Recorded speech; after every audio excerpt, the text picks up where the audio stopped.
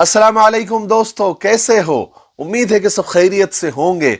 अल्लाह आप लोगों को ऐसे ही खुश रखे। चलिए आज के किस्से की तरफ बढ़ते हैं।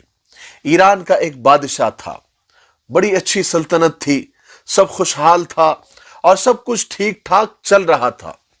लेकिन बादशाह अंदर से बड़ा परेशान था, ज़हनी एक अजियत में मुब्तला था और उसकी कुछ और वजह नहीं थी कि कोई मुल्क उस पर हमला करने वाला था या कोई बादशाह उसके ऊपर अटैक करने वाला था। ऐसा कुछ भी नहीं था, बल्कि उसकी परेशानी की वजह उसकी अपनी इकलौती बेटी यानी शहजादी थी।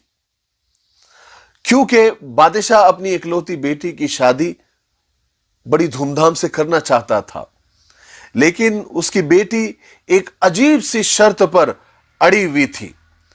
शहजादी की शर्त थी कि जो मेरे 3 सवाल के जवाब देगा, मैं उसी को अक्लमंद और समझदार समझूंगी और उसी से शादी करूंगी, वरना मैं शादी ही नहीं करूंगी। तो ये एक अजीब शर्त थी जो बादशाह को परेशान कर रही थी, क्योंकि अलग अलग मुल्कों के बड़े बड़े शहजादों के रिश्ते आए, वो देखने के लिए आए, लेकिन शहजादी ने वही कंडीशन उनके सामने रखी और वही 3 सवालात उनसे किए, लेकिन वो शहजादे जवाब दे नहीं पाए और नाकाम वापस लौट गए।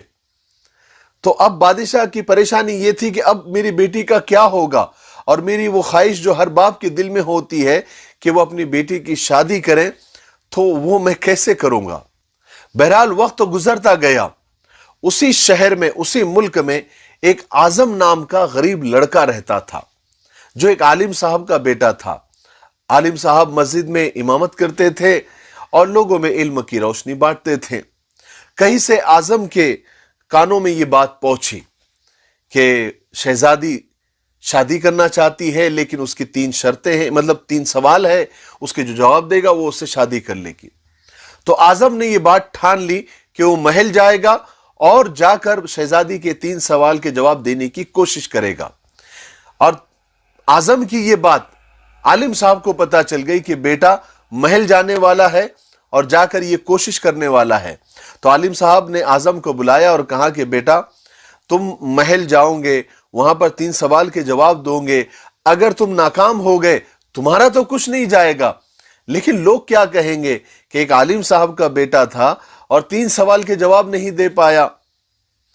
तो आजम कहने लगा, अब्बाजान, बड़े बड़े मुल्कों के अलग अलग शहजादे आए, उन्होंने ट्राई किया, बड़े बड़े वजीर आए, उन्होंने ट्राई किया, वो नाकाम लौट गए, उनका कुछ नहीं गया।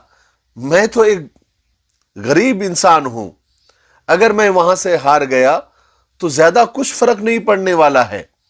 अब्बाजान, वो तो एक मुकाबला है, तो कोई हरज नहीं है। तो वो बाप को मनाता रहा। आखिर आलिम साहब मान गए बेटे की जिद के आगे, कहा कि ठीक है। आजम खुशी खुशी महल की तरफ रवाना हुआ और जाकर महल में इत्तला दी कि मैं शहजादी के 3 सवाल के जवाब देने के लिए हाजिर खिदमत हुआ हूं। दरबार ने जाकर बादशाह को इत्तला की। बादशाह फौरन दरबार उसने भरवाया और बादशाह भी हाजिर हुआ, मलिका भी हाजिर हुई, शहजादी भी हाजिर हुई, सारा दरबार सजाया गया और फिर आजम को बुलाया गया। अब शहजादी सामने, आजम नीचे खड़ा हुआ। बादशाह ने अपनी बेटी यानी शहजादी को इशारा किया कि बेटी सवाल करो, जवाब देने वाला तैयार है। तो शहजादी ने पहला सवाल कुछ इस तरह से किया, अपनी उंगली से सिर्फ यूं इशारा किया और वापस अपना हाथ रख दिया, बस यही सवाल था। तो आजम थोड़ी देर सोचा और उसका जवाब कुछ इस तरह से दिया। उसने ऐसे किया और फिर ऐसे कर दिया और बस हाथ नीचे कर दिया। तो शहजादी खुश हो गई कि बिल्कुल सही जवाब, आप राइट है, बिल्कुल सच आपने जवाब दिया। सारे दरबारी हैरान कि ये कैसा सवाल था, बादशाह भी हैरान कि ये कैसा सवाल था और ये उसका कैसा जवाब था। बहरहाल देखते हैं आगे क्या होता है। शहजादी ने दूसरा सवाल किया कि अपनी तलवार निकाली, हवा में यूं लहराई और वापस रख दी, बस यही दूसरा सवाल था। आजम ने थोड़ी देर सोचा और अपनी जेब से कलम निकाली और यूं हवा में लहराई जैसे उसने तलवार लहराई थी اور واپس اپنے جیب میں قلم رکھ دیا۔ تو شہزادی خوش ہو گئی کہ بالکل صحیح جواب، بالکل سچ کہا آپ نے۔ دربار میں آوازیں گونجنے لگی کہ مبارک ہو، مبارک ہو، مبارک ہو، پورا دربار گونجنے لگا۔ لیکن سب حیران بھی تھے کہ یہ دو سوال کیسے تھے اور اس کا جواب کیا تھا۔ یہ سب کے لیے ایک سوال بنا ہوا تھا۔ بہرحال بادشاہ بھی حیران تھا کہ یہ دو بڑے عجیب سوال تھے اور ویسے ہی اس کے دو عجیب جواب بھی تھے۔ لیکن دیکھتے ہیں آگے کیا ہوتا ہے۔ اپنی بیٹی سے کہا کہ بیٹی تیسرا سوال کرو۔ تو شہزادی نے تیسرا سوال کچھ اس طرح سے کیا کہ شہزادی کی کرسی کچھ اوپر تھی اور بہت ساری سیڑھیاں تھی، تو شہزادی جلدی جلدی نیچے اتری اور جلدی جلدی واپس تھک کر جا کر کرسی پر جا کر بیٹھ گئی۔ یہی اس کا تیسرا سوال تھا۔ تو اعظم نے تھوڑی دیر سوچا اور اس کا جواب کچھ اس طرح سے دیا کہ اپنے دل کی طرف اشارہ کیا، ایسے۔ تو شہزادی خوش ہو گئی اور کہا کہ بالکل سچ ہے، اس نے صحیح جواب دیا، اس نے تینوں سوال کے صحیح جواب دیے، میں شادی اسی سے کروں گی، میں شادی کے لیے تیار ہوں۔ اور وہ شرماتے ہوئے اپنے محل کے اندر چلی گئی۔ سارا دربار خوشی کے نعرے لگانے لگا، مبارک ہو، مبارک ہو۔ اعظم بھی اللہ کا شکر ادا کرنے لگا کہ وہ اس امتحان میں کامیاب ہو گیا، کیونکہ اس کی قسمت پلٹ گئی تھی۔ لیکن بادشاہ اور درباری سب حیران تھے کہ یہ تین سوال کیا تھے اور اس کے تین جواب کیا تھے۔ بادشاہ نے اعظم سے پوچھا کہ بیٹا یہ بتاؤ اب تفصیل سے کہ یہ تین سوال کیا تھے اور اس کے تین جواب کیا تھے۔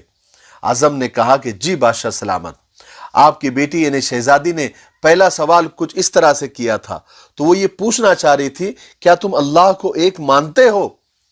تو میں نے اس کا جواب دیا کہ بالکل میں اللہ کو ایک مانتا ہوں اور حضرت محمد صلی اللہ علیہ وسلم کو اس کا رسول مانتا ہوں، میں اللہ کو بھی اور اس کے رسول کو بھی مانتا ہوں۔ یہ اس کا جواب تھا۔ تو بادشاہ نے کہا بہت خوب، بہت خوب، ماشاء اللہ۔